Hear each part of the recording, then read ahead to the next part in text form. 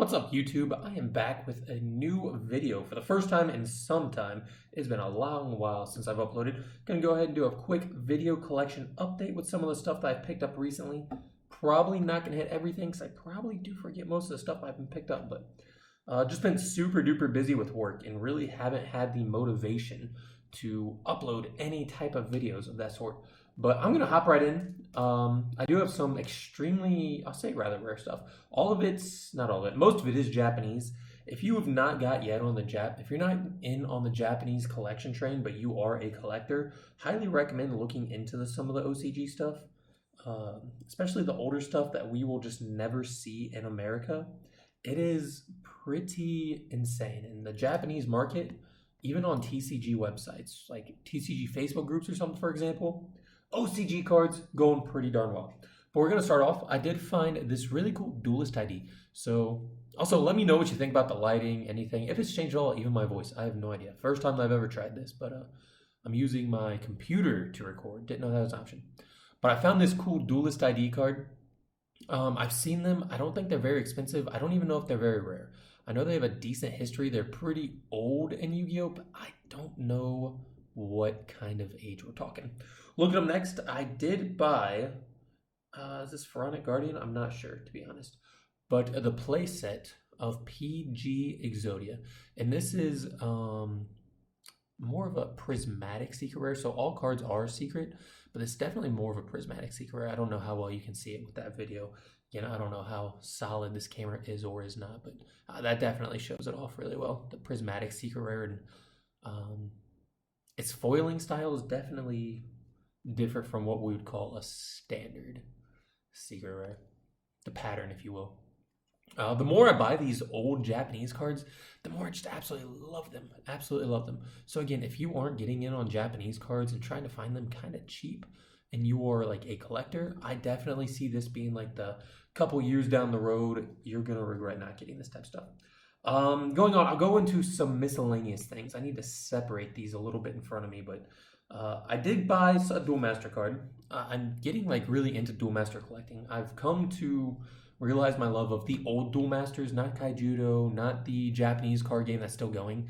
The artworks are just too crazy for me, that the foilings and artistic style and the full arts, you can't even tell what you're looking at. They are good looking, but here I bought a Bullshot Dragon. I almost did buy an OCG Bomedius Steel Dragon. If you don't know about that card, it is one of the strongest cards in all the Duel Masters. I think it is universally claimed to be the card that kind of ended Duel Masters because of just how insane it was. I've never played the game competitively. I only played it with a couple of star decks when it first came out. I do own a Bomedius Steel Dragon in English. Just for awareness, like even though the game is not played anymore, that's still like a $500 to $600 card, from what I understand. I did get a first edition LOB Flame Swordsman and first edition Faded Dark Magician LOB. Don't be fooled though, these are Asian English. I don't believe Asian English has a very big following in original Yu-Gi-Oh! And by that I mean Duel Masters or Duel Monsters season, so like season 1, whatever it is. So I don't think these are worth a whole lot, but maybe like 60, 70 bucks on the Dark Magician. So nothing too crazy compared to like the GX cards are worth hundreds compared to their English counterparts for like the Altis first ed. And lastly, I did pick up a second Archlord Christia. So I am looking for one more of these for the play set, but I got this super cheap compared to the price tag, I think, or they got to be pushing almost like $100 right now, I believe. It's been a while since I've looked. I don't really look at prices too much these days. My life is pretty darn busy. But last I remember, secret unlimited Christias were like 90 to 100 for near mints. Moving on. So I did get into, I'm going to show this in a little odd order. So I've started collecting the premium pack, OCG premium pack cards. I'll start with this.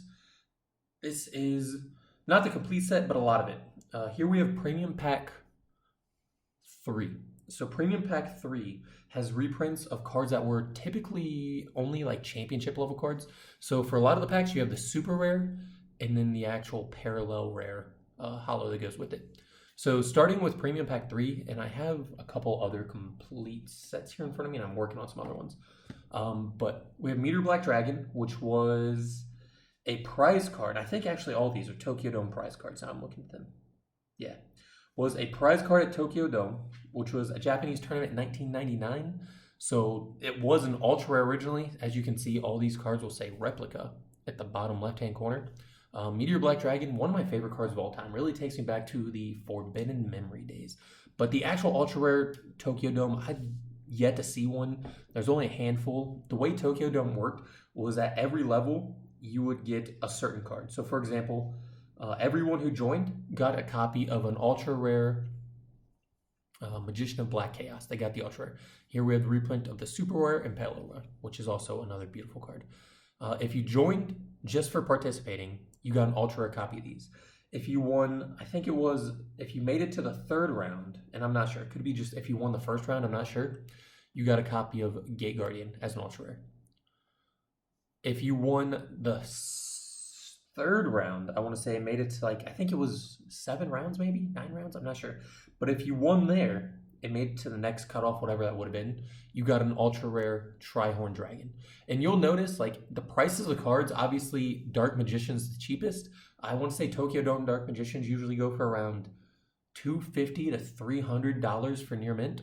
Gate Guardian probably about the same, but I want to say a little bit more. This is probably $180 to $250 actually. Light played in near mint. This is probably $250 to $300. And then Trihorn Dragons for the ultra rare near mint, you're looking at near $500, maybe a little bit more, $600. After the Trihorn Dragon was, and then this pack also released this. So this was not originally released with Magician of Black Chaos, but this pack did release some of the ritual cards. But after you won that round, I think, what was it? Top 16, I want to say, got a copy of the Ultra Rare Sengenjin.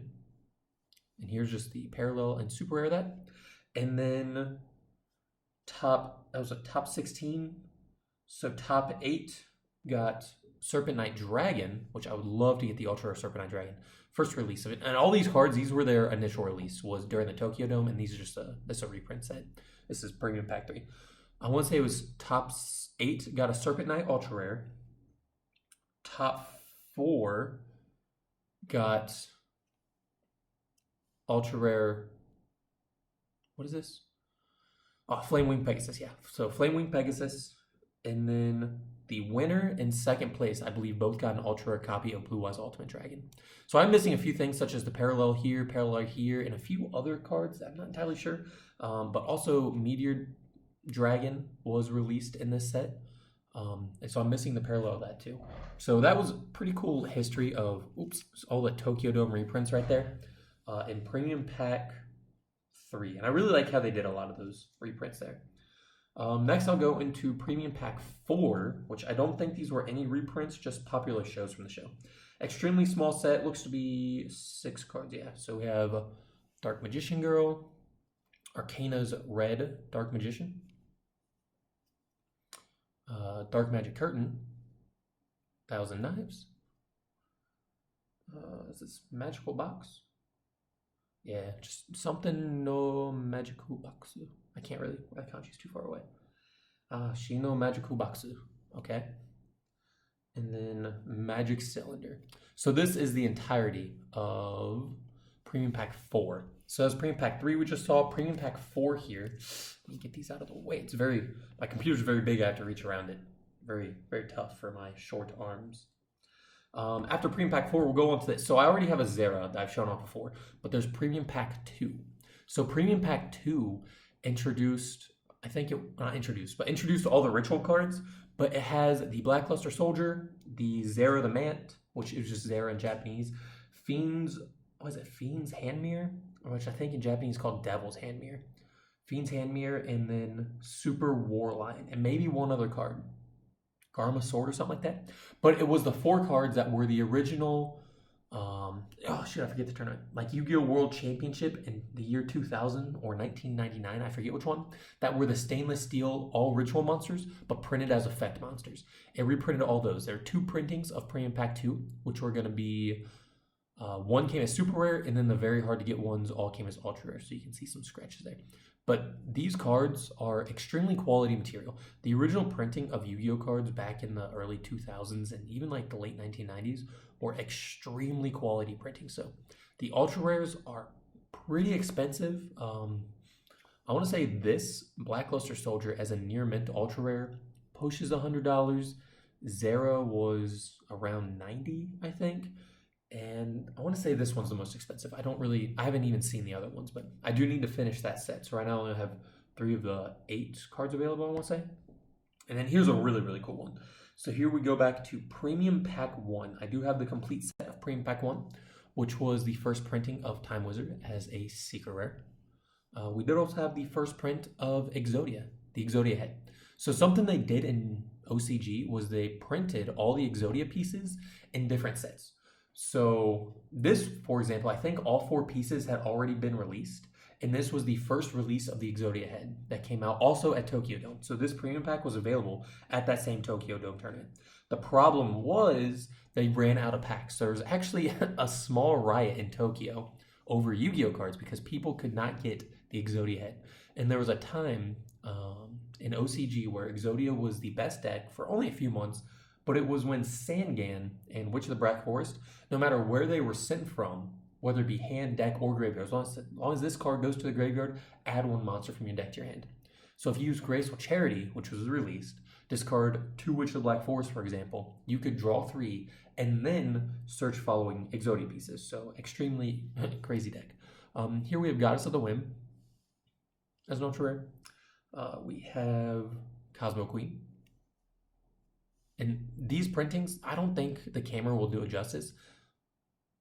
But this, I think the same printing style was used in like Dark Revelation Volume 4, for example. In a lot of the Dark Revelation packs, the printing of the ultra rares literally looks like a film of see-through gold has been placed over the card. It is such a good printing all the way through there. My light's kind of showing some glare, but I think it's better seen on like Goddess of the Wind, the ultra rare here. It looks so phenomenal. The card stock itself is very well like put together, I guess. I don't really know how to explain it. Here we have, was it Shuruburan? I don't really know what that means. Here we have, I have to read this.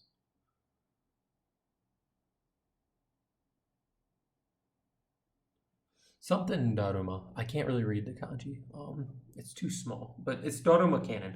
I think this in TCG is called Daruma Canon. I believe its name actually translates to Osaka Daruma. It's like a little Daruma doll. Here we have Kaeru Sairaimu.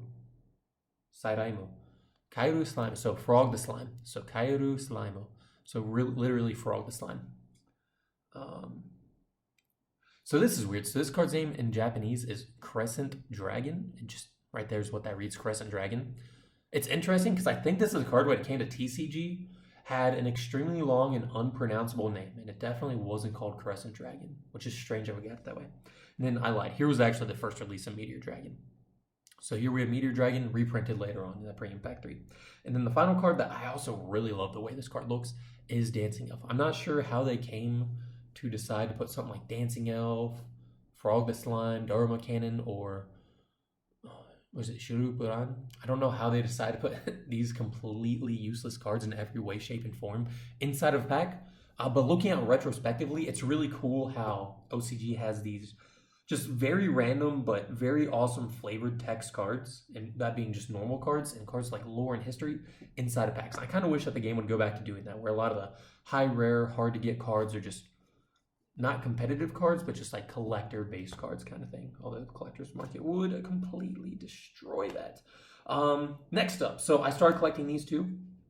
So the starter deck ultimate rares. So they look so good. I have a few more to get, such as Ultimate Tyranno, Red Eye Zombie Dragon, and I think there's one more, but that might be it. I can't really remember. But where we got some of our normal cards, they printed theirs ultimate rare. This is definitely a case where the camera does not do the justice on the card. I'm going to have to go buy some 4K camera or something like that, but I do not have the will to do something like that. Just absolutely beautiful cards. And just because of how good these look, so I'm going to complete this set, but I've decided that I am going to go ahead and pick up all the ultra rares of the TCG English because they're extremely cheap and I think they just look really, really good. They're kind of iconic for sure too. Moving on. So here's one of my biggest pickups recently for sure. So I just talked about it a little bit, but it's actually the Tokyo Dome Trihorn Dragon. Again, I think this cost me, I want to say it's about $500, but this is a light play copy. In Japan, they do it a little differently. They do like, what is it? Near mint, mint, excellent, light play, and heavy play condition, I think is how they do all that stuff. This was, I want to say it was a mint, so like a graded B out of like A, B, C, D, E, F.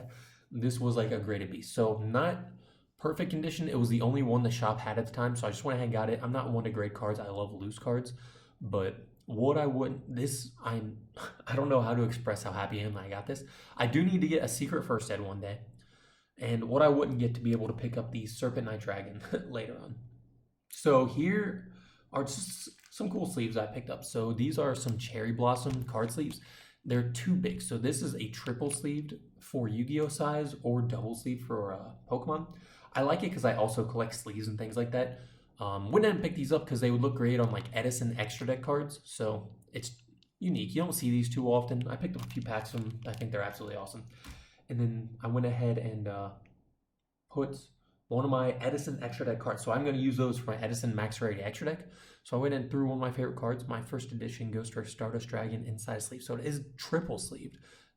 Inside sleeve, you can see the double sleeve right here has this little silver border thing, whatever that actually is, I have no idea. And then the cherry blossoms on top. So this is definitely cool. I mean, probably the rarest thing that I've picked up in recent weeks. I'm talking, this is something that 90%, probably more, 99% of Yu-Gi-Oh players have actually just never seen. Are, I think these might be the very first official Yu-Gi-Oh sleeves. So this is Duelist Kingdom sleeves.